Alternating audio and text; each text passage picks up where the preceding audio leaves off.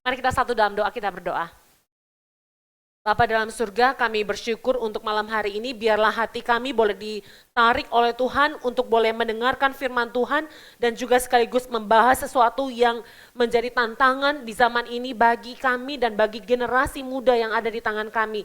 Kami berdoa kiranya Roh Kudus memimpin kami sehingga kami bukan tahu saja bahayanya, tapi kami juga digerakkan oleh Tuhan untuk boleh membantu anak-anak kami, remaja kami, orang-orang yang ada di sekitar kami, supaya kami juga bukan menjadi bystander, hanya melihat orang-orang itu kemudian masuk dalam bahaya, tetapi kami juga ikut di dalamnya mencegah. Terima kasih ya Tuhan, tolong kami dalam nama Tuhan Yesus kami berdoa, amin. Baik Bapak Ibu yang terkasih, saya akan sampaikan ini tentang satu buku yang lagi booming ya. Sebetulnya sekarang kalau Bapak Ibu lihat dari banyak YouTube itu podcast juga membahas buku ini, yaitu Anxious Generation ya.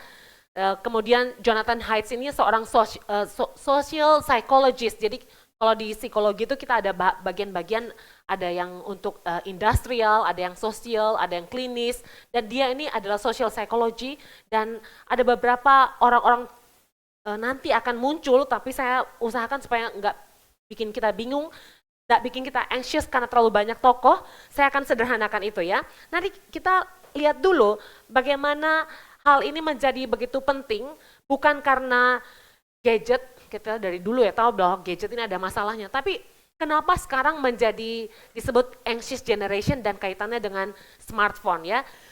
Kita lihat dulu dari Markus 4 ayat, kita baca firman Tuhan dari Markus 4. Saya berusaha untuk ini bukan cocokologi ya, tetapi kita lihat dari Markus 4. Saya dari dulu penasaran bagaimana caranya ya.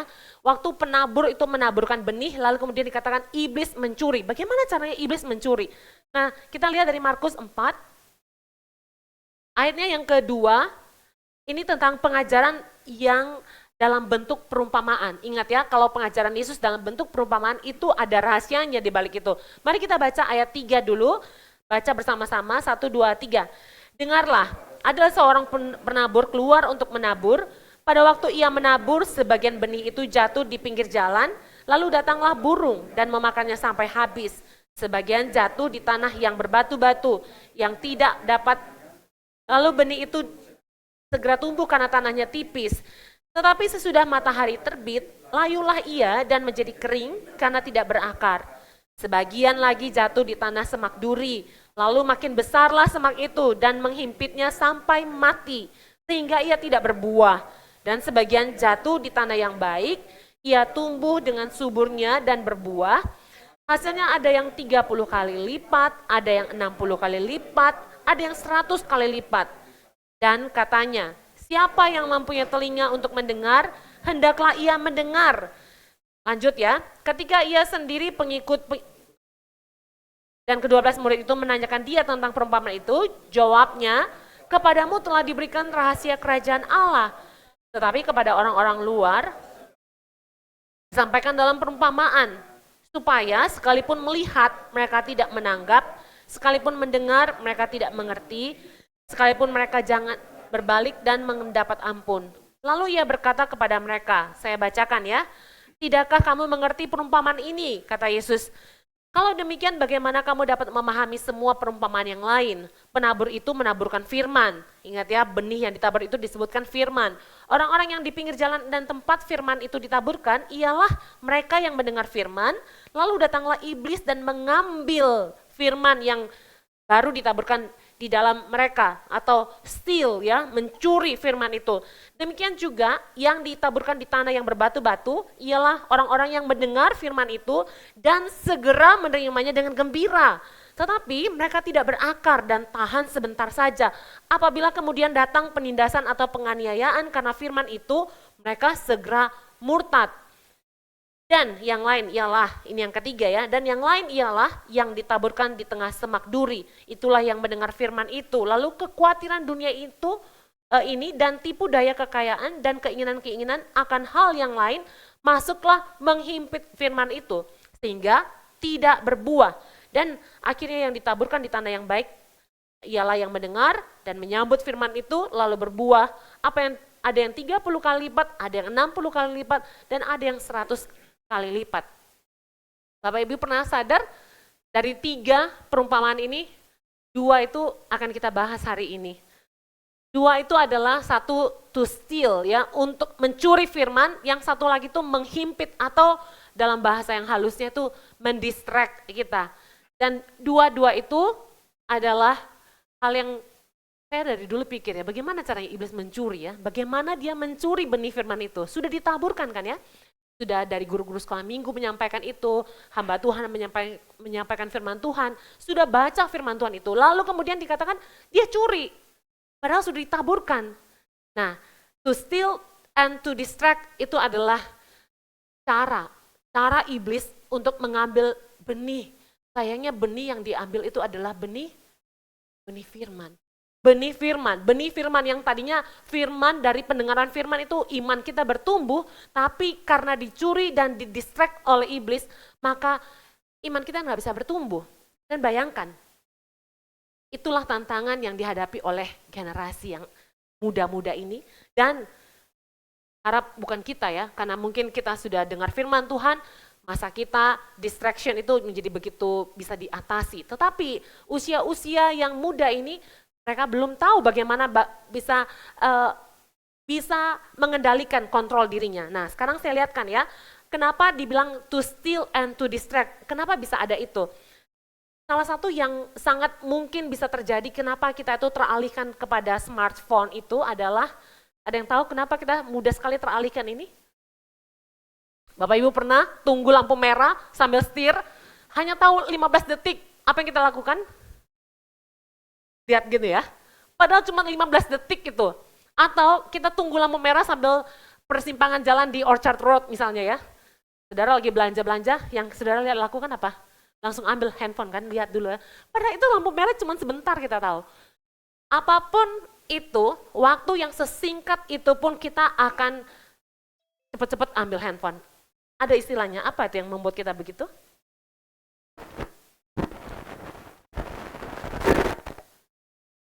Ini ya, Bapak tahu, kebosanan, kejenuhan. Kejenuhan ini kalau menurut teorinya dia adalah seperti grafik begini ya. Di sini adalah excitement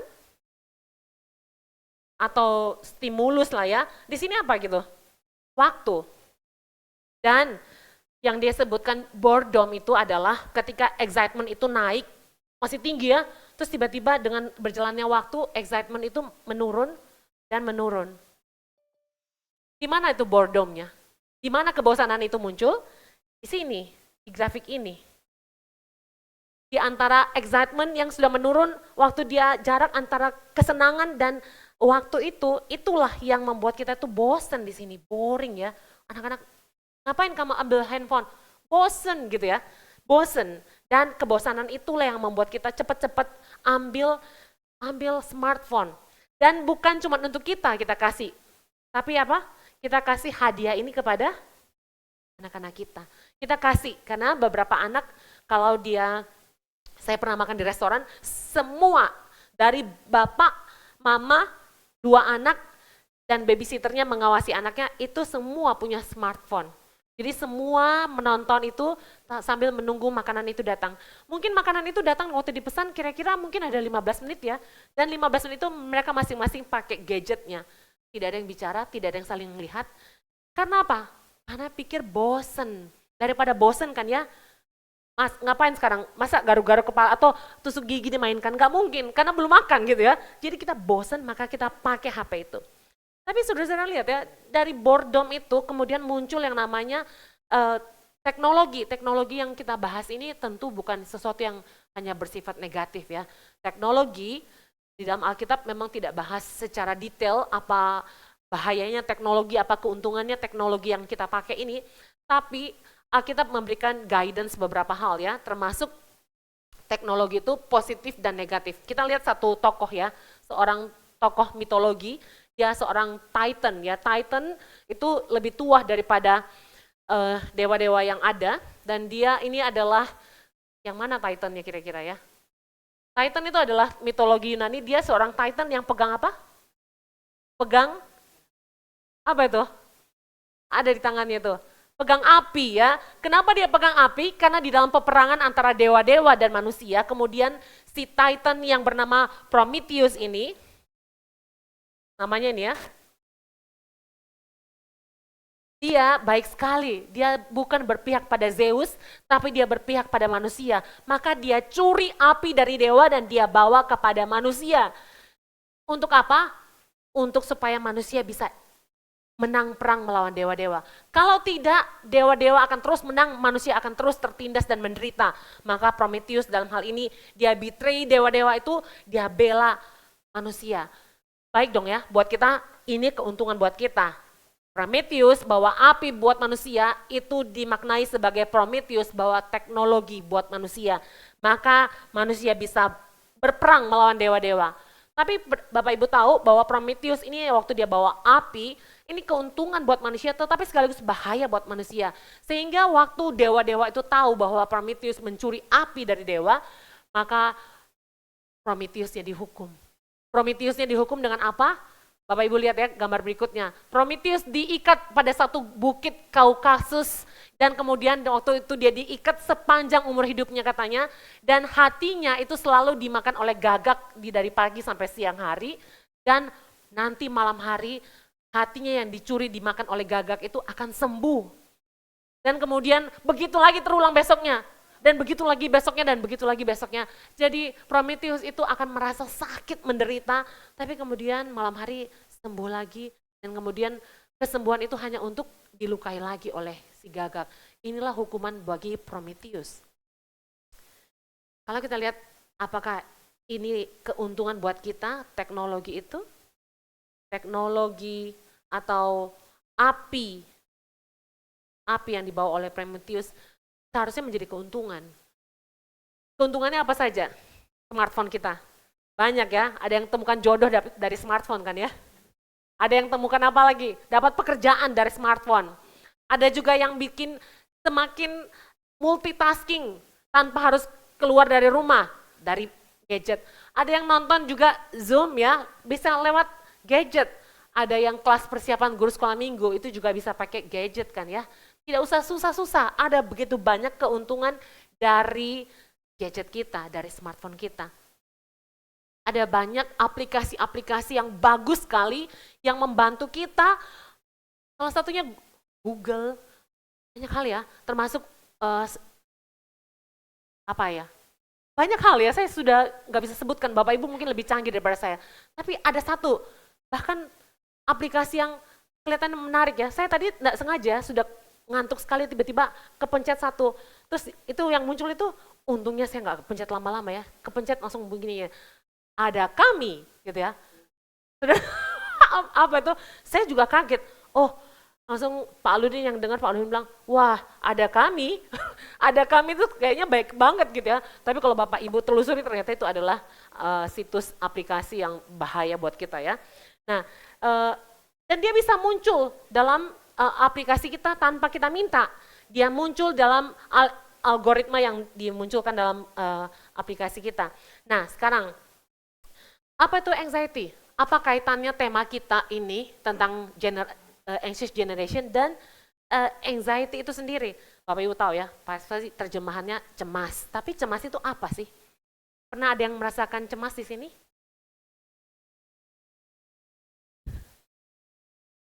Gak ada. Gak mungkin kan ya, selama kita masih hidup kecemasan itu ada ya. Masalahnya anxiety yang dimaksud ini adalah anxiety adalah posisi emosi kita di mana emosi kita itu membuat kita perasaan tidak nyaman dan perasaan ketakutan untuk sesuatu yang tidak real. Takut yang tidak real itu adalah takut sesuatu yang akan terjadi di masa depan atau yang akan terjadi sebentar lagi. Belum terjadi sekarang, tapi kita udah takut. Beda ya, ketakutan yang real itu adalah kalau ada singa di depan lalu saudara takut, itu wajar sekali. Atau ada anjing, lalu saudara ketakutan karena pernah digigit anjing. Saya pernah menolong anjing, dan anjing-anjingnya itu bisa berterima kasih loh datang ke rumah saya. Nggak tahu dari rombongan mana dia datang, dan pernah juga digigit anjing ya, karena juga gara-gara tolong anjing. Jadi itu ketakutan yang real, tapi kalau anxiety itu ketakutan yang tidak nyata. Tidak real, dan itu yang membuat kita tidak nyaman. Kita nggak tahu Takut karena apa? Tapi ketakutan itu ada.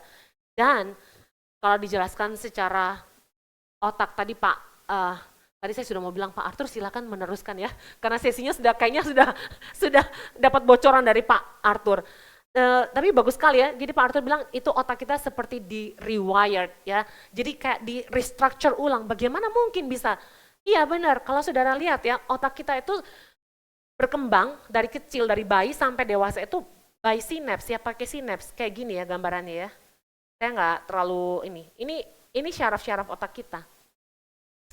Dan bagaimana dia bisa bertumbuh, dia tergabung dari 2 sinaps biasanya ya, sinaps yang lain itu muncul begini dia. Terus dia nggak terhubung kan ya, ini nggak ada terhubung, tapi begitu dia dapat stimulus, maka otak kita itu akan terhubung. Dia akan bikin jalur pertemanan.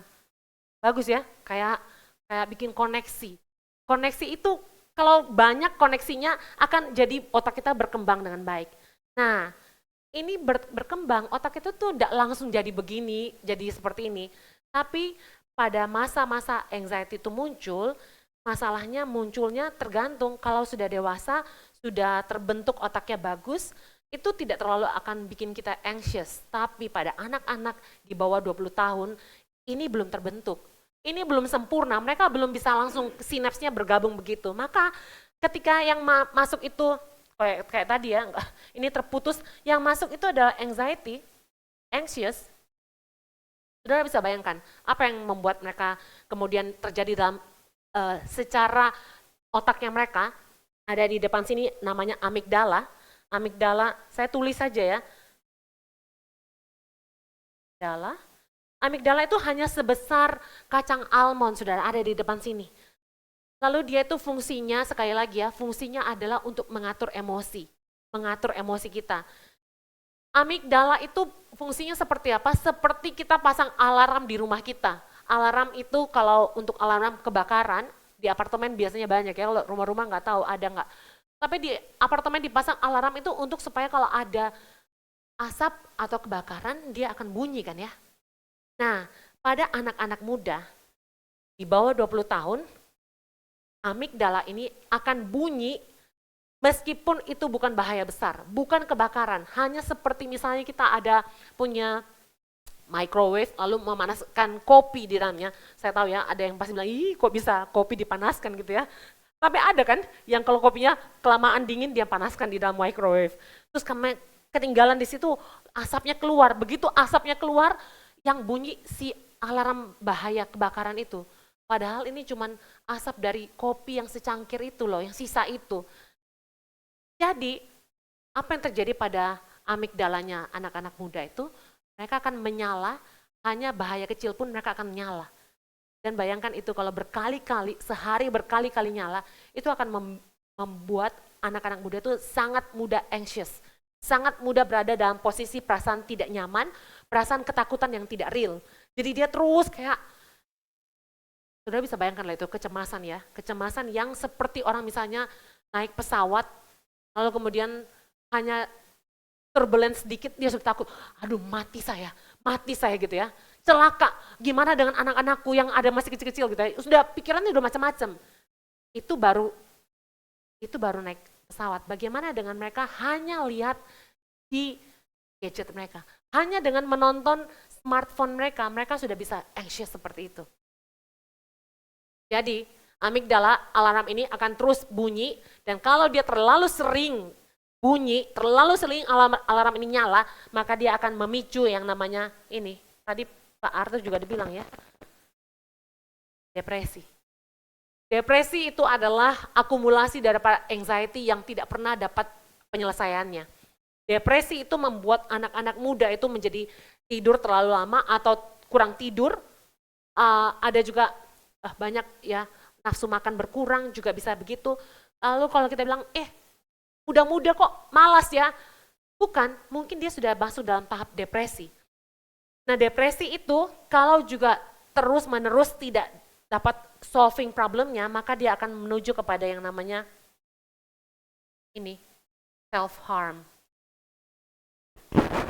Di dalam NRTC barusan ya, ada satu anak, bukan ada satu, kita itu Saya juga nggak tahu bagaimana waktu itu panitia mengatur setting tanya jawabnya dalam talk show itu. Kebetulan Pak Aludin dengan saya ada talk show itu buat anak-anak remaja. Kita udah tahu anak-anak remaja tuh pasti malu-malu kan ya bertanya kan ya, betul kan ya? Pasti nggak ada yang mau bertanya lah ya. Terus mic-nya itu lagi, bukan dikasih slide ya, dia taruh mic-nya di depan mimbar satu, di depan mimbar satu, jadi ada dua. Terus pembawa acaranya bilang begini, nanti kita persilakan saja siapa yang mau bertanya maju ke depan. Saya pikir udah pasti mereka nggak mau nanya. Tapi pada saat open Q&A, dari baris itu mulai panjang yang berbaris antri. Dari sebelah sini juga mulai antri juga untuk bertanya. Dan saudara tahu, mereka tidak pakai masker, mereka tidak malu untuk memperlihatkan wajahnya ditayangkan di layar besar ya, di GRI itu, di pusat RMCI, besar sekali layarnya. Mukanya ditayangkan dan mereka malu. Bahkan ada satu anak yang pakai masker, dia copot maskernya untuk memperlihatkan mukanya. Dan salah satu pertanyaan mereka adalah begini, Bu, bagaimana dengan teman saya yang sudah melakukan self-harm? Yang pertanyaan yang lain itu tentang LGBT dan sebagainya. Tapi yang ini self-harm. Jadi temannya dia bilang, teman sebangkunya itu sudah mulai iris-iris jari tangannya, dan kemudian dia tutup, kalau ke sekolah dia tutup dengan lengan panjang, jadi tidak kelihatan ya. Itu anak remaja kira-kira SMP kalau saya nggak salah ya. Saya kaget ya, karena masih SMP sudah melakukan self-harm. Bapak Ibu tahu dari mana self-harm itu bisa muncul? Kalau kita lihat itu rootnya tadi, depresi, dan belakangnya adalah anxiety. Dari anxiety muncul depresi, muncul self-harm. Lalu penjelasannya adalah simple sekali. Kenapa mereka harus menyakiti tangannya? Ini bukan addiction karena obat-obatan ya, tapi karena sesuatu perasaan yang tidak nyaman dari otaknya dan hatinya, perasaan dalam hatinya, itu tidak real, tidak nyata. Maka untuk bisa bikin dia rasa ini real, sakitnya ini real, painnya ini real, maka mereka harus bikin tangannya itu berdarah. Supaya dia tahu bahwa yang di sini itu ada buktinya gitu. Kita akan disebut gila kalau bilang saya rasa sakit sekali atau saya nggak enak sekali. Tapi mana buktinya?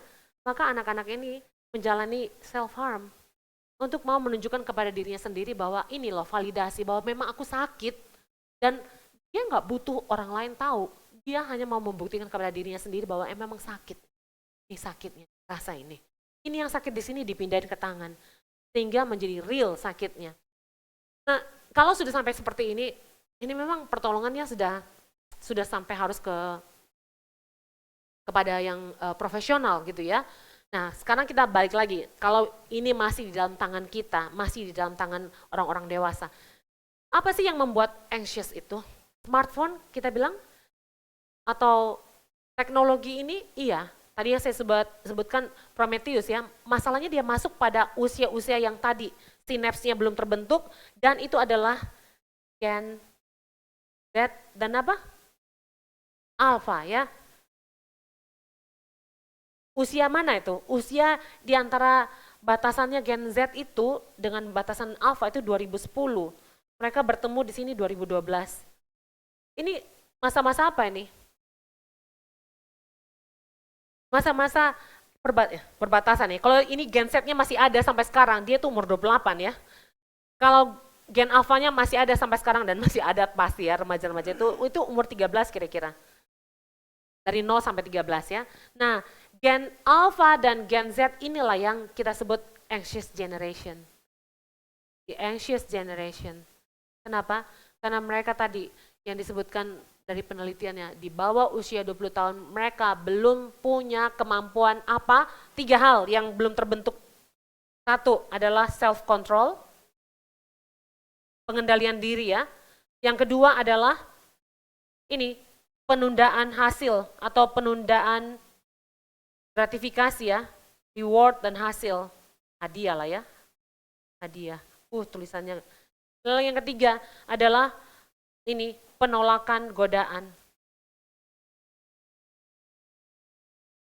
Dari ini 3 aja kita sudah bisa tahu berapa susahnya mereka menghadapi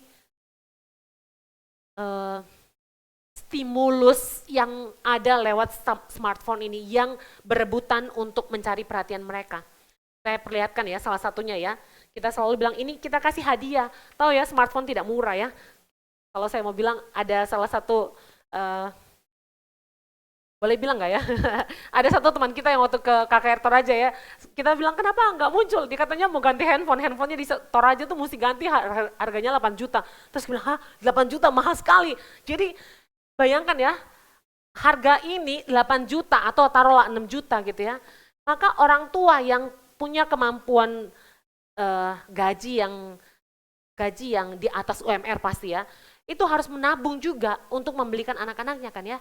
Dan karena harganya mahal maka kita anggap ini adalah pengorbanan, hadiah buat anak kita kan ya. Kalau hadiah maka kita akan tahan diri kita untuk kasih kepada anak kita. Tapi yang kita sebut hadiah itu, hadiah ini saya lebih baik bacakan penelitiannya ya. Hadiah yang membuat anak-anak kita tuh diam, hadiah yang membuat anak-anak kita kelihatan happy. Ketika mereka itu tidak tahu harus mengapain, maka mereka kita kasih hadiah ini. Dan anak-anak kecil itu diam. Mereka akan terpaku diam dibandingkan anak-anak yang kita bilang biasanya itu anak-anak yang liar di kelas seperti anak ADHD, attention deficit hyperactive disorder. Itu yang keluar di kelas ribut sekali, tapi begitu dikasih gadget langsung diam. Maka kita akan bilang habit ini bagus kan ya. Kita akan lihat anak-anak ini jadi diam dan kita akan approve ini baik. Tapi perhatikan baik-baik ya.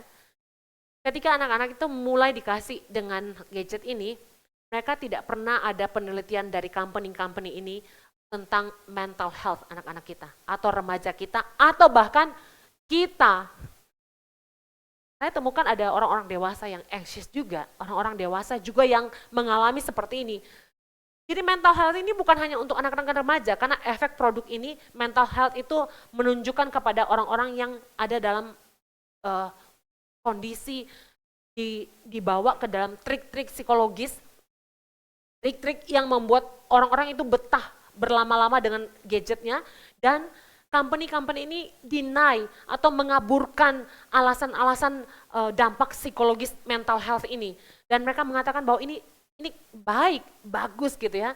Tapi pelanggaran yang terburuk adalah ketika mereka pakai trik-trik psikologis ini untuk memancing anak-anak kita pada saat mereka masih dalam tahapan perkembangan yang sangat rapuh. Sangat rapuh. Otak anak-anak begitu cepat berespon kepada stimulus yang mereka kasih. Baik itu lewat mata, baik melalui telinga, konten-konten itu seperti berebutan untuk mencari perhatian anak-anak kita. Games-games menjadi begitu canggih. Dulu kita ada yang, nanti itu sesinya Pak Aludin, saya sudah tunggu-tunggu juga tuh sesi membahas antara generasinya kita dan generasi anak muda, bagaimana permainan yang tadi dikatakan di luar bersama teman-teman menjadi permainan yang sangat sendirian dan di dalam kamar. Itu juga lucu-lucu ya kalau permainan kita dulu ya. Saya kalau lihat di gadget juga, lihatnya di gadget. Itu permainan zaman dulu, kita diingatkan siapa yang pernah main ini, main ini, main ini. Kalau kalian pernah main ini katanya berarti kalian sudah tua gitu ya. Karena sudah permainan itu jadul banget. Dan itulah permainan saya, permainan tali lah, permainan kelereng gitu ya, segala macam. Itu permainan yang menunjukkan bahwa kita sudah tua intinya.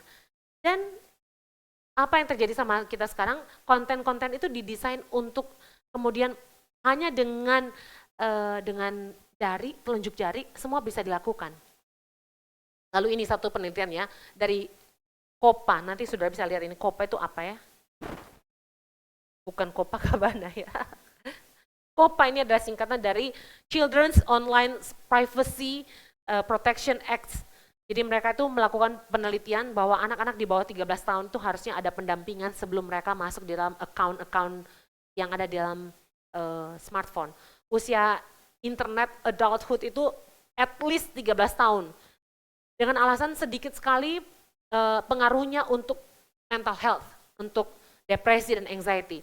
Tapi faktanya 40% dari orang-orang yang diteliti itu di bawah usia 13 tahun sudah buka IG, sudah punya akun macam-macam ya. Jangan bilang Facebook ya, Facebook itu udah ketinggalan ya. Facebook itu saya dengar pendeta Anton pernah bilang ya, dia bilang omnya dia di kampung waktu itu dapat Facebook, lalu dia bilang aduh bagus ini ya, saya bisa ketemu teman-teman gitu ya. Lalu kemudian omnya itu menanggapi satu akun saudaranya di situ, lalu dia bilang om kita ini pokoknya intinya gosipin si omnya ini jeleknya begini. Lalu kemudian keluarga omnya yang lain marah sekali. Kenapa dibocorkan di publik? Omnya bilang tidak, saya cuma bicara sama om itu, yang satu itu di Facebook. Iya om, itu terbuka semua, seluruh dunia bisa baca. Dia bilang, oh dia baru tahu ya dari Facebook itu dia sudah membocorkan rahasia. Padahal dikira lagi komunikasi Facebook dengan si om yang lain. Jadi, tapi itu enggak mungkin dimasukin oleh anak-anak muda ya. Coba lihat aja akun Facebook saudara, pasti yang teman-teman lama. Dan mana yang lebih bahaya? Tembakau yang kita bilang rokok membunuhmu, dan alkohol atau media sosial yang kita kasih ke anak-anak kita. Mana yang lebih bahaya? Kita pasti kompak lah bilang alkohol, rokok itu berbahaya. Ya memang, karena kalau saudara pergi cek ginjal, liver, oh ini kadar alkoholnya itu sejarahnya, trajektorinya sekian-sekian. Gak bisa menghindar. Oh kalau rokok, oh paru-parunya begini. Tapi kalau medsos yang membuat anxious dan depresi, taunya di mana ceknya? Sekarang belum ada ya. Cek darah, nggak ada tulis mental health issue, nggak ada gitu ya. Tapi justru itu yang lebih berbahaya. Justru itu yang lebih berbahaya, yang lebih berdampak.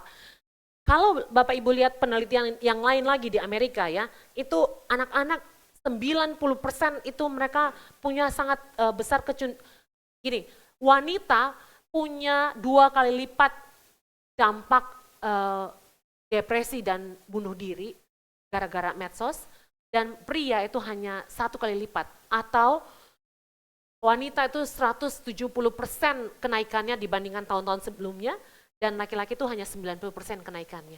Bayangkan itu berdampak kepada anak-anak perempuan jauh lebih besar. Karena apa? Karena ini salah satunya, membanding-bandingkan ya. Membanding itu hobinya siapa?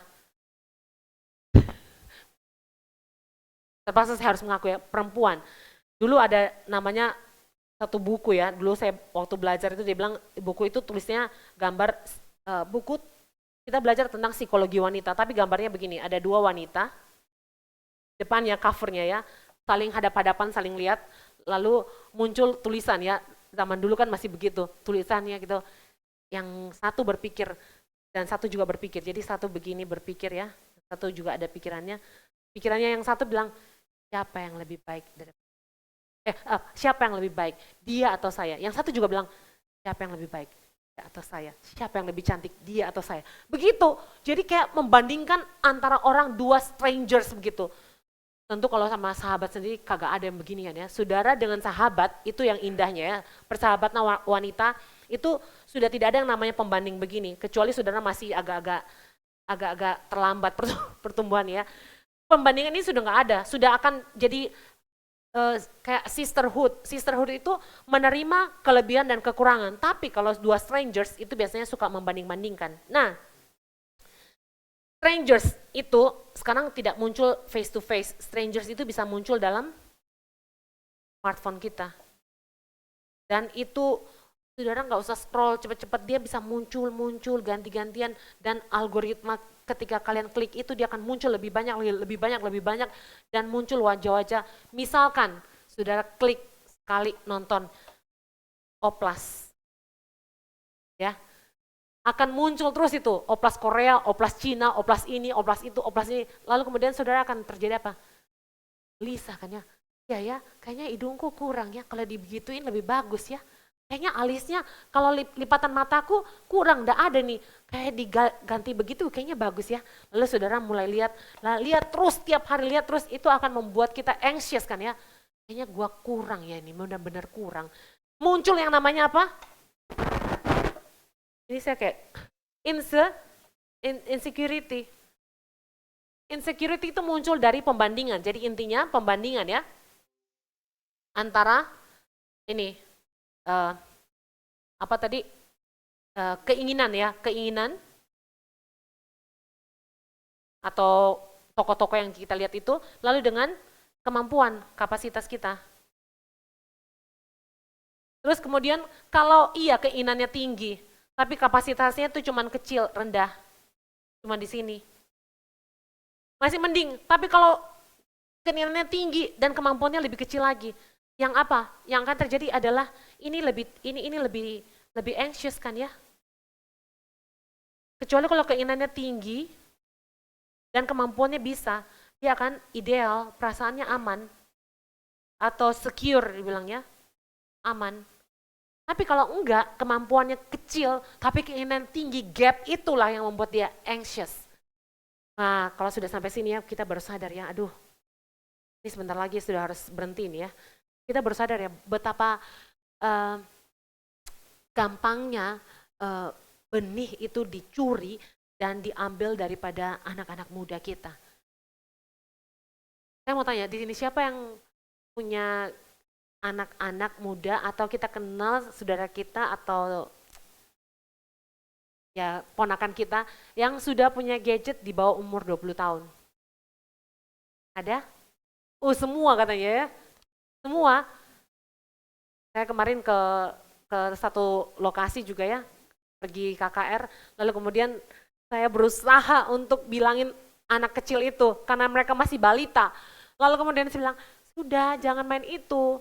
Sudah tahu, habis saya bilang itu, terus saya alihkan dengan kasih snack sama mereka, mereka ambil snacknya, tapi kemudian balik lagi, buka lagi, habis gitu ya.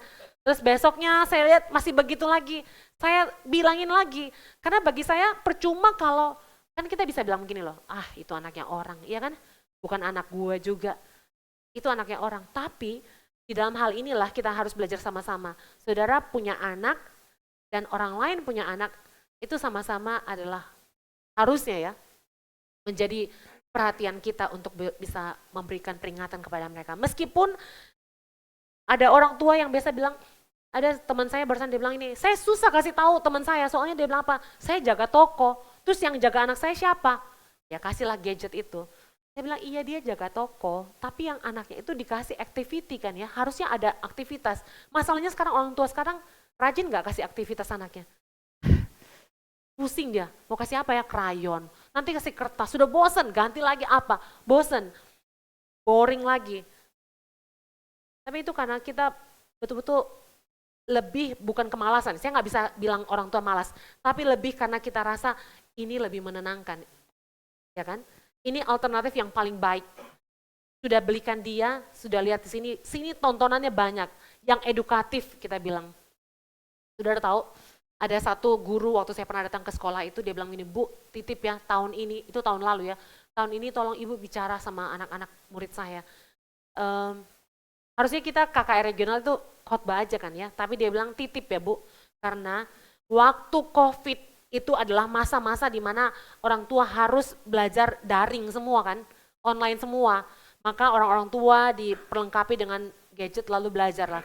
Tapi di masa-masa itulah anak-anak itu selain buka pelajaran sekolah, PR-PR dari itu, anak-anak juga buka situs-situs yang lain, lalu kemudian menonton di situ, setelah menonton, kemudian ada keinginan nafsu yang besar untuk kemudian praktekkan kepada temannya di sekolah, teman sekolah, bukan teman di sekolah, teman sekolah yang dia kenal, lalu kemudian dalam usia yang begitu dini, akhirnya teman itu hamil, lalu karena adat istiadat di sini, maka mereka tidak boleh bikin rasa malu itu kepada keluarga, maka mereka harus dikawinkan, terjadi pernikahan dini. Pernikahan dini itu membuat akhirnya dengan ketidaksiapan baik mental maupun keuangan, akhirnya terjadi perceraian dini.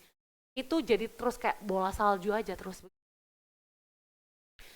Dan di tengah-tengah itu ada sekolah-sekolah di mana anak-anak itu bilang, Bu, itu barusan ada yang bunuh diri. Jadi kalau mereka tidak mampu dinikahkan, maka yang hamil itu daripada menanggung rasa malu dia bunuh diri. Dan tingkat bunuh diri itu juga makin meningkat. Jadi kalau kita lihat, kok gampang sekali ya, hanya begitu benih itu diambil dari kita, firman Tuhan diambil, di direct di distract dengan hal-hal yang lain, maka habislah. Iman tidak bertumbuh, yang ada muncul macam-macam kejahatan, macam-macam bentuk daripada evil itu yang muncul di dalam hati manusia, yang asalnya ya emang gampang sekali dipicu oleh hal-hal yang dinonton dari smartphone ini. Oke ya, saya mau lihat dulu ya, apakah ada tanya jawab? Ada yang tanya? Atau saya jawab ini nanti di paruh kedua ya. Gimana ya, saya lihat itu ya di KTA. Saya belum bicara soal dampak keterbukaan ini ya. Sebentar, kita lihat dulu ya. Saya jawab beberapa pertanyaan dulu ya, baru kita break ya.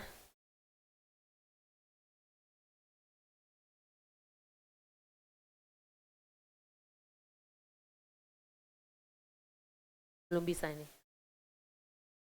Oke, saya baca. Oh, gimana ini? Oke. Yes, ini baru kebukaan tapi lambat sekali. Oke, saya baca ya. Tidak ada, tidak ada apa ini? Tidak ada, tidak ada. Iya, tidak ada tips. Tidak ada tips usia anak yang pas untuk diberi HP. Oh, tidak ada tips. Ada, tadi saya sudah ngomong ya. Tipsnya kalau dari Kopa tadi itu dia batasnya 13 tahun minimal untuk dapat masuk dalam akun tersebut. 13 tahun ya. Tapi kalau dari penelitian yang lebih terbaru dari yang tadi saya bilang Jonathan Haidt itu, dia katakan 20 tahun ya. Wow, 20 tahun, saudara pikir 20 tahun sudah 13 tahun biasanya mungkin ya. Lalu yang kedua apa itu? Online games allows you to engage with more people than most physical games. Talking is allowed to wide and recognize. Ya, ini kayaknya pernyataan ya, bukan pertanyaan ya. Ya, kalau online games itu pasti ya. Jadi dari satu, nanti saya kasih tahu apa juga akibatnya kalau online games ya. Oke, next. Apakah ada cara menggunakan HP dengan baik untuk anak? Kita nggak bisa lagi kembali ke zaman dulu, baiknya mengaturnya bagaimana? Oke, ini juga nanti ya, bagian terakhir ya, solusinya yang terakhir ya. Bapak Ibu, sekarang kita boleh break sebentar aja supaya jam 8 persis kita kembali ke sini ya. Breaknya 8 menit ya. Oke ya, thank you. Kita balik lagi setelah ini.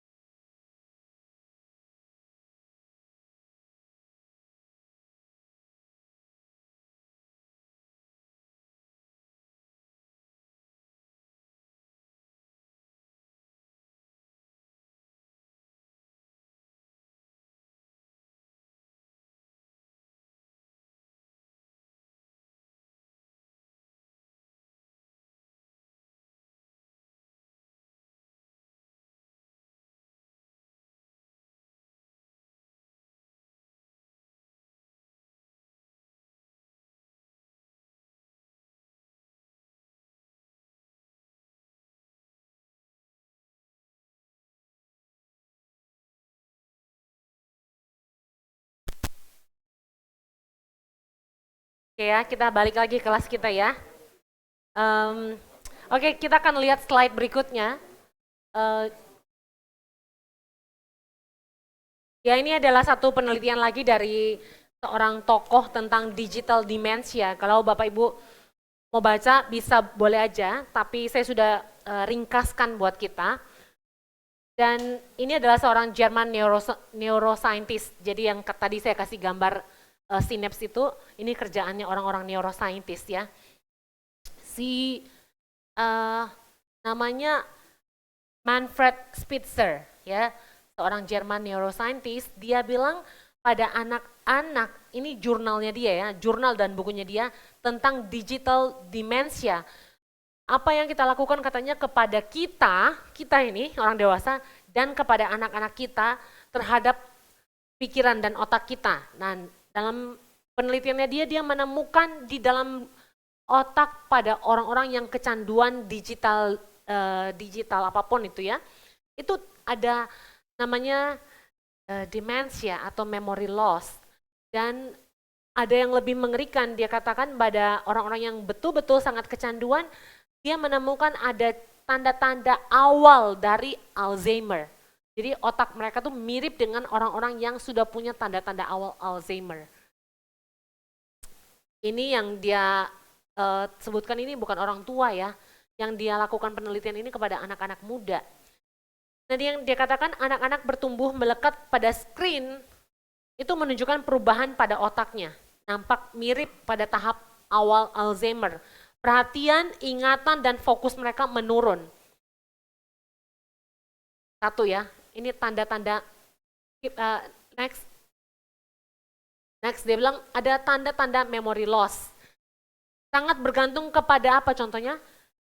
Google dan GPS, saya tahu pasti ada banyak yang begini ya. Nah, sudah nggak tahu bagaimana cara jalan menuju rumah mertua.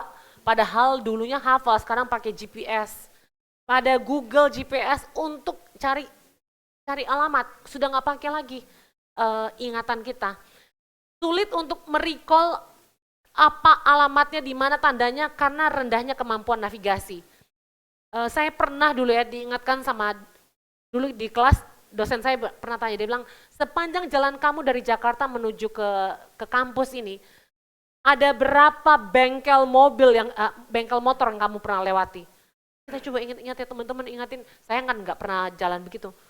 Susah loh mereka ingat, susah untuk mereka ingat di mana ada bengkel gitu, ada berapa begitu. Karena seringkali kita tuh hanya passing by, nggak ada pikiran seperti itu. Apalagi sekarang saudara, mau tanya apa, ada apa, susah untuk merecall. Recall itu memanggil ulang memori yang ada ya. Ini MRI, jadi studi daripada otak kita itu, dia bilang pengguna screen yang berlebihan menunjukkan ada volume hipokampus mengecil. Jadi volume otak hipokampus itu mengecil. Apa hipokampus? Itu adalah pusat daripada memori. Pusat daripada memori. Jadi nggak heran ya kalau nanti tiba-tiba kita ketemu lupa-lupa ingat semuanya ya. Lalu yang berikutnya ya, dia katakan dalam penelitian ini ada dopamin burnout. Dopamin itu adalah hormon yang bikin happy gitu ya, seneng gitu ya. Nah, sosmed ini sangat memberikan kesenangan yang instan, yang hits, langsung kena begitu, seneng. Maka tadi ada pertanyaan ya, bisa di dalam game itu ya salah satu yang membuat kita tuh bisa langsung instan senang. Yalah, dibandingkan dengar ngocehan mama, lebih enak main game kan gitu ya. Ada dopamin burnout, ada dopamin yang disupply berlebihan, dan pada akhirnya usia remaja ini otak akan kurang sensitif terhadap reward dari hidup sehari-hari. Ya, dulu ya, bukan dulu, ada satu kali saya ingat di Glodok kalau nggak salah ya, itu di Jakarta, itu pusat pembelanjaan mainan anak-anak ya. Waktu itu mereka booming sekali di masa-masa barang-barang dari Cungko masuk gitu. Lalu teman saya bilang, wah waktu itu mau petasan lah dijual, apapun semua laku gitu ya. Tapi dia bilang semua toko-toko itu sekarang habis, omset mereka nggak dapet. Kenapa ya? Kita bercanda-bercanda ngomong, apa ya, kenapa ya, gara-gara barang Cungko kali ya, cepat rusak ya, apa gitu ya. Mereka bilang bukan, Kita sepakat waktu itu adalah gara-gara semua game itu beralih pada bukan lagi yang di luar main-main apa utak-atik, beralih ke ini, handphone. Iya kan? Gak perlu beli ratusan mainan. Gak tahu ya kalau ada bapak ibu di sini yang supply mainannya terus tiap kali pergi bawa mainan. Itu gak perlu lagi semua uang itu keluar dengan itu. Cukup dengan game online mereka dapatkan semua. Jadi itu salah satu bukti bahwa memang betul-betul kita sudah masuk dalam masa yang berbeda sekali eranya dibandingkan generasi yang sebelumnya. Dan ini ya, reward dalam hidup sehari-hari. Kalau saudara datang membawakan boneka, ada satu toko boneka dulu di Jakarta itu gede banget itu dekat rumah saya. Saya rasa dia lama-lama sepi. Gak ada anak-anak lagi terlalu suka dengan dikasih barang-barang yang real gitu. Gak usah, semua ada di sini lebih cantik, lebih lucu, lebih apa lagi kan daripada yang real. Belum lagi kalau dipotek-potek bonekanya patah. Di sini nggak mungkin patah-patah, nggak mungkin rusak-rusak. Dan itu yang membuat mereka tuh jadi nggak menghargai lagi barang-barang reward-reward yang ada. Sudah bayangkan, itu baru satu hal ya. Kejenuhan itu menjadi sangat lumrah, sangat repetitifnya cepat sekali, cepat jenuh. Kalau dulu boredom itu kayak frekuensinya tuh sehari mungkin ya di waktu-waktu yang orang dulu tuh cari rokok karena bosen gitu ya. Orang sekarang waktu-waktu siang itu waktu jam makan siang bosen mungkin ya lihat HP. Kalau sekarang enggak, anak-anak setiap saat itu bisa bosen. Bahkan ketika gurunya di depan kelas menerangkan otaknya itu ada di game permainannya dan di imajinasinya. Jadi dia sangat mudah ke distract oleh hal-hal yang game ini. Yang berikutnya ya, attention crash. Saudara pernah, saya salah satunya ya, sebetulnya saya tuh punya bahaya ini sebetulnya, tapi untungnya masih bisa teratasi. Notification dan constant scrolling. Notification itu, kalau nggak tahu ya, ada mungkin ya di sini. Saya pernah ketemu ada yang katanya seperti saya. Kalau di WA, WhatsApp, ya, kalau muncul di WhatsApp itu munculnya apa sih? Tanda hijau gitu kan ya? Kalau belum dibaca tanda hijau kan ya? Hijau. Iya, kalau saya hijau ya, tergantung hijau. Terus kalau belum dibaca muncul hijau. Terus kan bisa. Kalau saya diamkan handphone saya sebentar aja, itu bisa ketika dibuka itu kan banyak hijau. Jadi hijau artinya unread message gitu. Itu buat saya notifikasi itu bikin saya cemas loh, bikin anxious. Saya harus buka, satu-satu buka. Iya beneran. Ada yang begitu ya kayak saya di sini? saya pernah iseng buka handphonenya suami, terus saya lihat, loh yang hijau-hijau dia nggak klik loh, nggak apa-apa. Kalau saya sudah anxious, saya harus buka semua itu kayak pengen pencet. Jadi buat saya clearance itu buat saya tenang. Masih ada hijau yang unread itu buat saya gelisah gitu ya. Maka ya orang-orang seperti saya begitulah. Kasihan banget memang. Jadi harus bersih. Nah ini kayak gini ya, ini bersih nih, nggak ada ini, nggak ada. Dan itu membuat saya lebih tenang. Nah bayangkan kalau seperti ini ya, notifikasi yang muncul titut muncul menarik perhatian kita, dan kita constant scrolling ini ada lagi yang mau ini ya, ada lagi yang muncul siapa yang WA saya gini ini ya, jam begini. Lalu meriset perhatian kita setiap detik loh. Kita harus kayak terganggu terus ada scrolling, dia muncul. Nah anak-anak susah sekali untuk berusaha untuk itu memisahkan yang mana yang penting, yang mana tidak. Dan satu yang biasanya celaka sekali. Berapa banyak anak sekarang yang masih suka baca buku fisik ya. Dan bacaan untuk bacaan yang sulit, yang dalam, yang perlu bertahan beberapa 1 jam atau setengah jam, itu susah sekali untuk mereka lakukan sekarang. Coba tes saja. Kasih mereka buku, tahan berapa menit dia membacanya tanpa harus ngecek handphone. Setengah jam, 1 jam, fokus itu makin menurun. Dan sudah pasti berpikir secara kritis itu susah sekali. Berpikir kritis itu membutuhkan analisa sebab akibat, dan perbandingan apa dan macam-macam. Itu susah untuk mereka lakukan karena mereka lebih suka untuk terima jadi. Apalagi sekarang ada apa? ChatGPT kan ya. Saudara mau baca buku, malas. Ringkaskan ChatGPT buku ini, zrut, langsung muncul. Ada beberapa paragraf pendek kan ya. Saudara tidak tertarik lagi kan ya membaca bagaimana orang itu menceritakan great minds katanya ya. Itu waktu kamu baca buku kamu seperti bersekutu dengan great minds, para orang-orang tokoh-tokoh yang hebat-hebat pemikirannya. Udah nggak ada itu sekarang. Kita hanya minta ChatGPT lalu bacakan. Padahal pada penulisan-penulisan tertentu mereka itu milih kata-kata apa yang mereka pakai dan kita bisa dapat nuansanya. Ini penulisnya seperti apa nuansanya? Apakah dia melankolik lah, apa dan sebagainya. Alkitab saja kita lihat penulisnya, Matius, Markus, Lukas, kita bisa rasa nuansanya beda. Coba kalau suruh ChatGPT, coba ringkaskan Markus, gitu ya. Kita langsung baca gitu, kita nggak dapat message-nya dari Tuhan kata per kata. Nah, kerusakan fisik ini sudah pasti, sudah banyak buktinya ya. Postur rusak karena lama duduk dan peningkatan miopia. Miopia itu jarak dekat ya. Jadi bola matanya itu agak berubah. Obesitas, problem metabolisme karena kelamaan baring sambil nonton. Kita bisa lihat fotonya ya, coba lihat di paling bawah.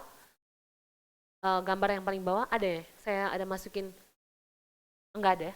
Ada foto anak-anak main game, baca. Bukan ini. Ya ini, ada yang begini kan ya. Ada lagi yang sambil baring tidur, sambil makan. Ada yang begini. Coba bayangkan ya, saya yakin yang ini kita semua melakukan kayaknya ya. Ini ya, sambil makan. Jadi, oke. Itu salah satunya yang dari si Jerman neuroscientist ini ya. Solusinya apa? Nanti bagian belakang ya, saya perlihatkan satu lagi. Keterbukaan yang bisa mengganggu secara mental health. Gadget ini membuat kita hidup dalam satu keterbukaan. Ada 8 poin paling tidak ya. Keterbukaan itu bikin tarikan antara keinginan dengan yang dilihat. Misalnya contohnya expectation dan kapasitas tadi ya. Jadi antara keinginan, excitement,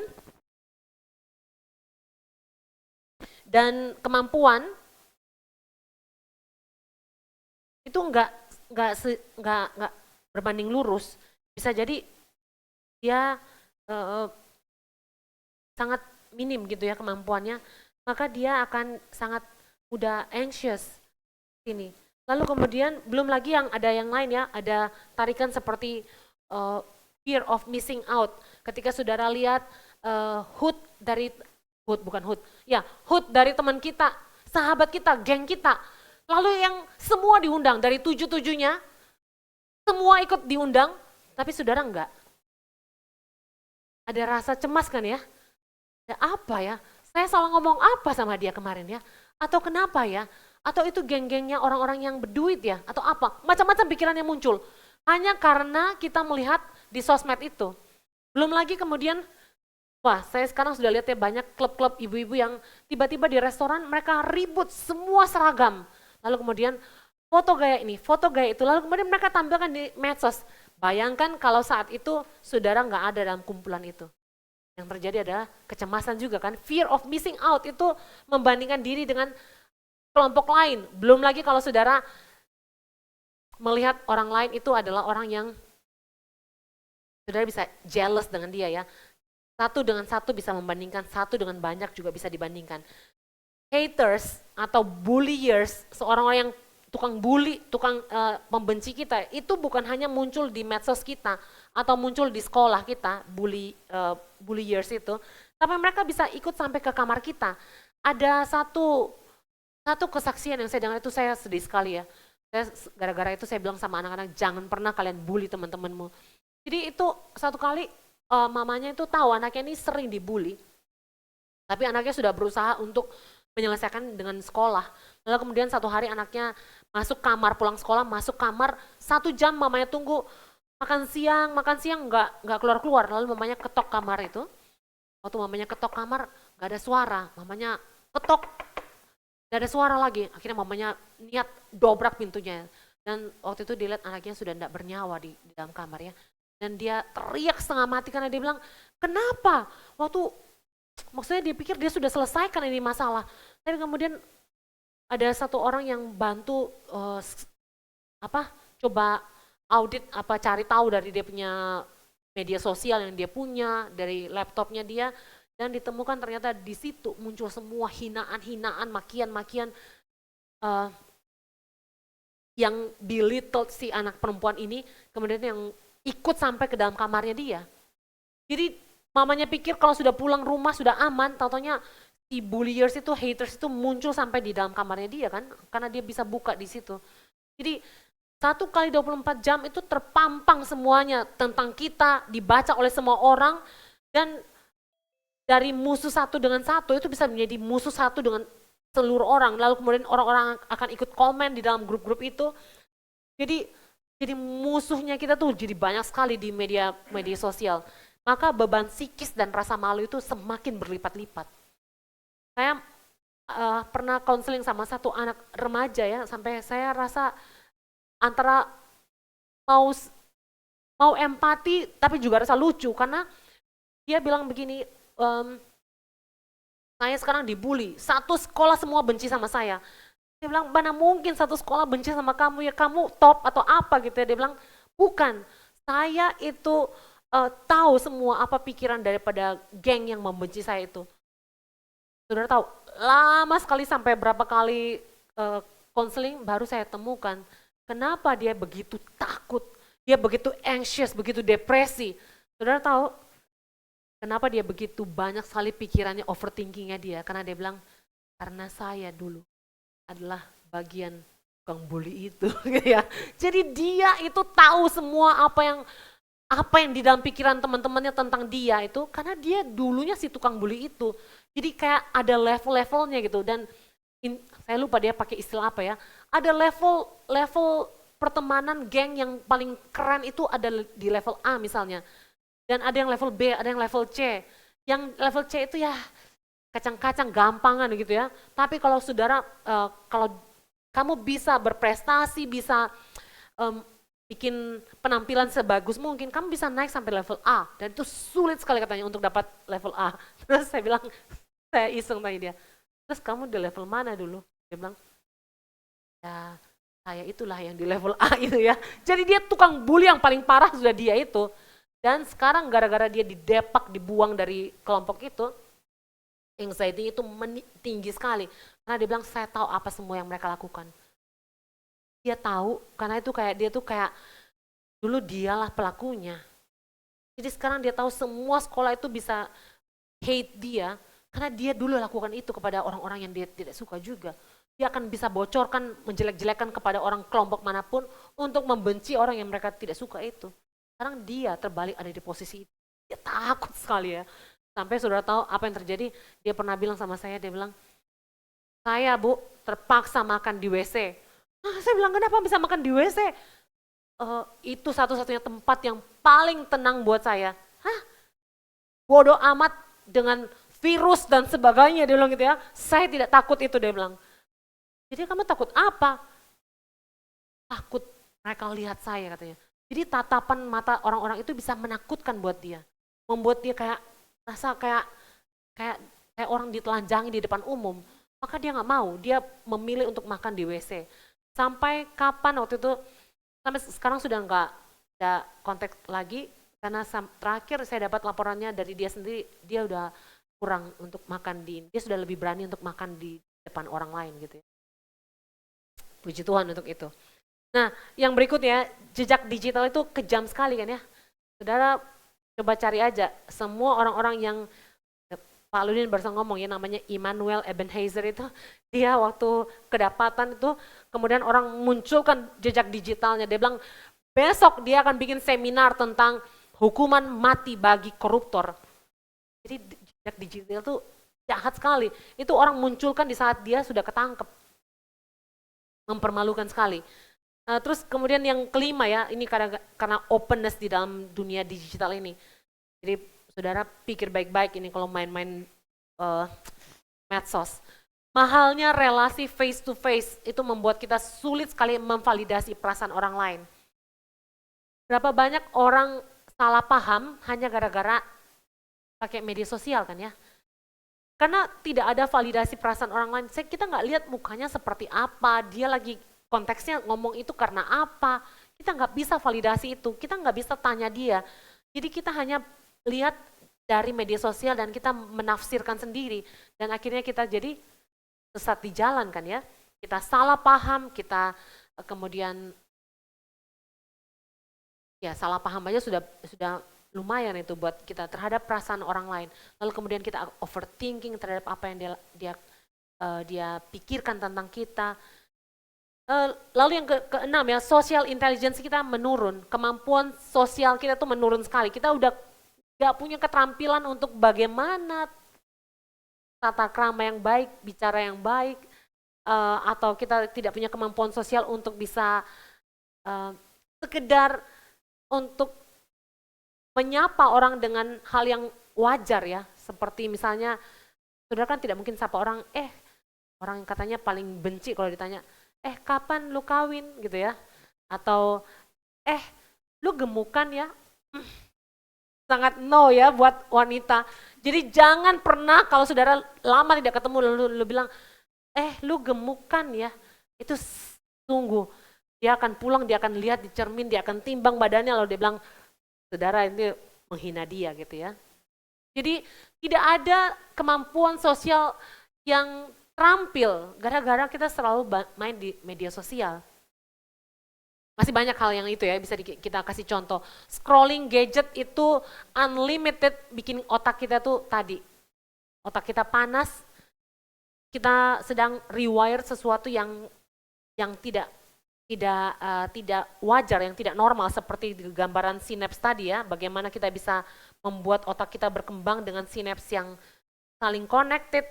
Ini lucu ya, kalau dulu belajar ini seperti gini ya, kalau sinaps ini dia tidak terhubung, tapi kemudian ada stimulus yang membuat dia itu, misalnya saudara dengarkan musik klasik gitu ya, dia itu seperti ada di ujungnya ini kayak manggil-manggil, hey gitu ya. Lalu yang ini nanti nyahut gitu dan dia akan terhubung.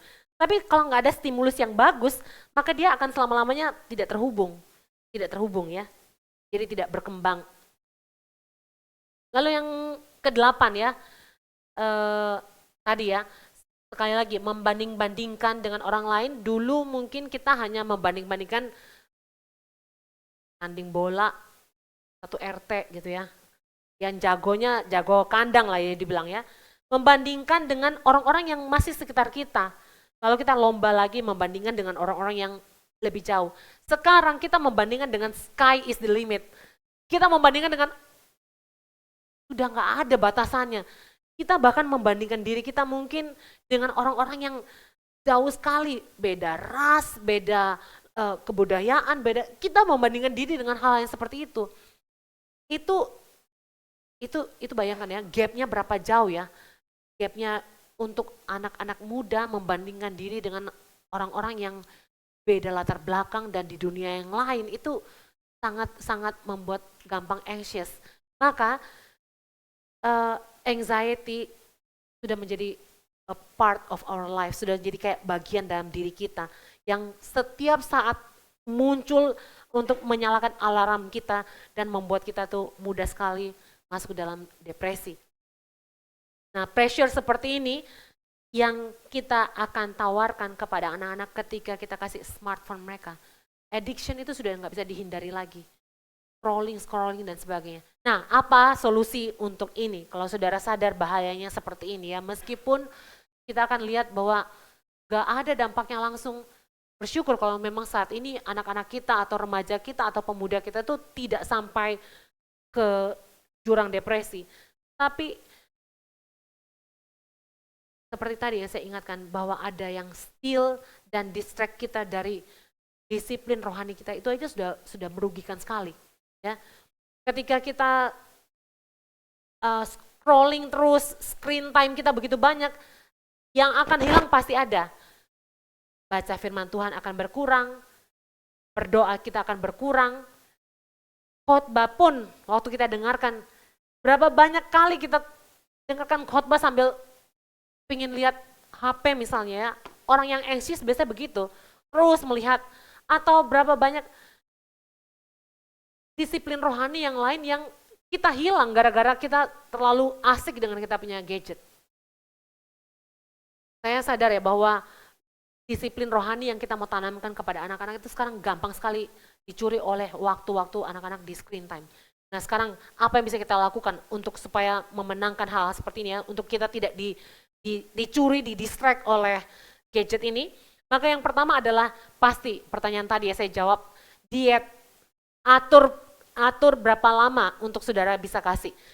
Kalau saya bilang begini mungkin orang bilang aduh terlalu teknis ya, saya nggak bisa atur secara detail apa yang bisa dilakukan, tapi paling tidak waktu makan itu kita nggak boleh kasih sebetulnya.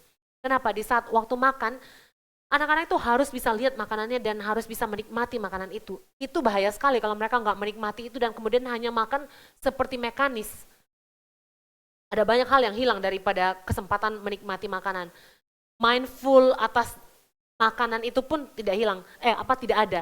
Jadi apa yang saya makan, bagaimana rasanya, bagaimana bentuknya, itu sudah nggak ada alasan lagi untuk dilihat. Hanya lihat screen time, itu sangat jelek sekali ya. Maka itu harus diet HP khususnya waktu makan.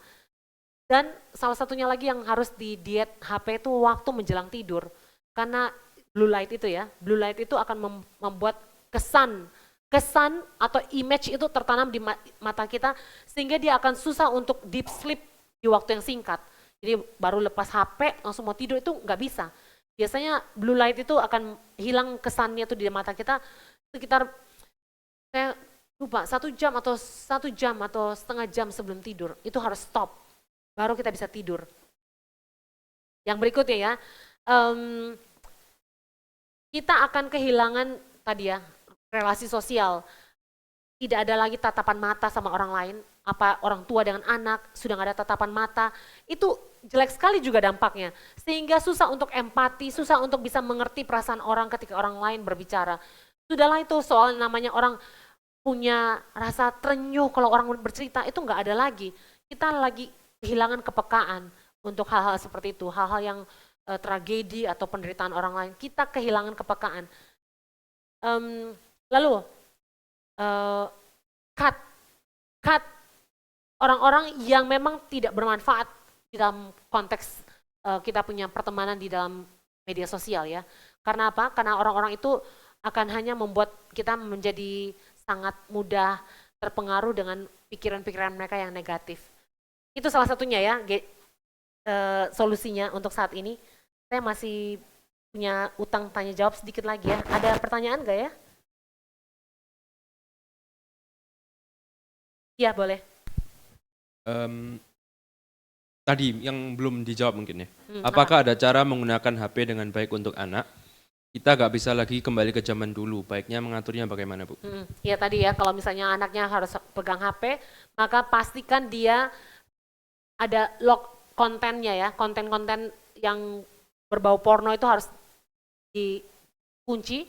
Lalu kemudian tadi atur jamnya, dietnya, tidak boleh pada saat makan, pada saat belajar, itu semua dihindarkan. Kalau perlu gadgetnya itu dijauhkan dari dia. Pada saat sebelum tidur juga, 1 jam sebelum tidur harus nggak boleh gitu ya. Terus atur posisinya mereka waktu bermain HP. Jadi jangan biarkan waktu mereka sambil dengan posisi-posisi yang kayak tadi ya mungkin tidur-tiduran atau sambil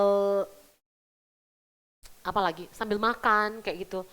Itu juga dihindari. Untuk apa? Karena anak-anak masih rentan sekali spinal cord-nya ya, tulang belakangnya. Kalau sampai mereka punya posisi-posisi yang tidak baik, itu akan bikin mereka akan entah itu Tesla dan sebagainya ya.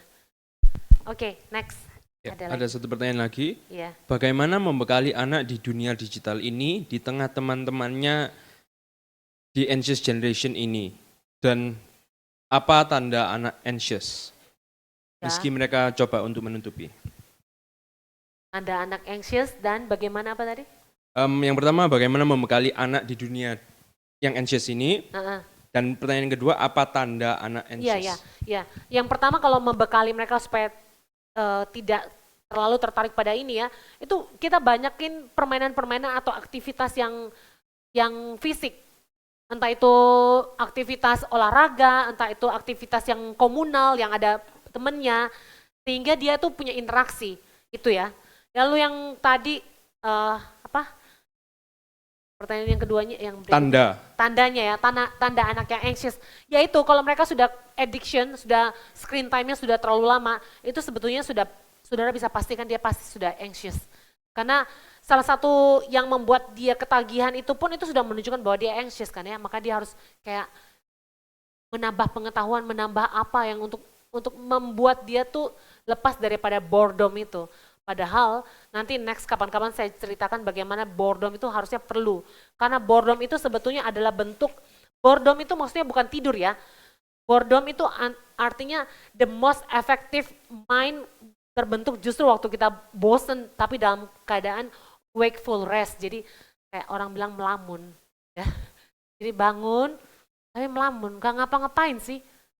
Tapi bukan tidur ya, bukan pikiran kosong terus habis itu nggak ada ini, itu saudara sebenarnya tidur sedang mata terbuka. Ini wakeful rest itu kamu lagi apa yang dilakukan itu salah satunya ya. Dia bilang kamu sedang melakukan imajinasi tentang masa depan, kamu sedang melakukan self reflection, kamu sedang melakukan recall memori-memori yang ada. Dan salah satu yang mereka penelitian yang dilakukan adalah kalau saudara mau ujian jangan tutup buku baru langsung ujian. Kenapa? Karena saudara tidak memberikan kesempatan wakeful rest ini. Jadi sebetulnya katanya kalau memang mau ujian, buku itu sudah ditutup dari sebelumnya dan 1 jam sebelum ujian saudara jalan-jalan aja, ngobrol atau apa. Kenapa? Karena di saat itulah otak itu sedang lagi recall apa yang kamu sudah baca tadi. Kalau kita tidak kan, baru langsung tutup, ya kertas ujian. Ya, padahal ini semua lupa semua yang tadi. Kenapa begitu ya? Saya pernah ujian begitu. Saya baru saja ajar rumus matematika ini ke teman saya karena dia tanya saya ajar kayak terus langsung ujian, ya. Terus saya lupa. Sampai saya lihat dia, wah dia lancar. Kok saya nggak bisa ya? Apa ya? Karena saya masih baru masih panas otaknya ya. Jadi intinya kita harus bisa membiarkan kita diri kadang-kadang bored. Ya, bosen gitu ya. Oke ya, mari kita sekali lagi bersyukur dan ada lagi? Baru masuk Bu Dona. Oh iya. Di dalam mencegah ketagihan, apakah anak bisa diberi pemahaman daripada pendekatan teknis? Dikasih pemahaman? Ya, daripada pendekatan teknis. Oh, buat saya anak gak bisa dikasih pemahaman. Anak kan punya level ini ya, pemikiran. Mereka tidak tentu pada saat itu sudah bisa pahami. Cuman kita orang tua harus kasih aturan, rules. Kalau dia sudah gede, ya saudara kasih pemahaman. Iya, anak-anak remaja mungkin sudah bisa kasih pemahaman ya, bahwa ada bahaya-bahaya ini. Dan tentu saya rasa ya kata jangan itu tidak terlalu menarik buat mereka. Kasih mereka aktivitas yang lain yang memang mengalihkan mereka dalam hal yang positif. Kasih mereka tugas, kasih mereka kegiatan, kasih daftarkan kalau perlu les ini, les itu. Dulu mama saya ingat ya, saya dikasih les sampai nggak ada urusan lah dikasih les korset itu ya. Bikin bunga sampai sudah nggak ada urusan. Bunga lah, boneka semua saya bikin semua untuk killing time itu. Tapi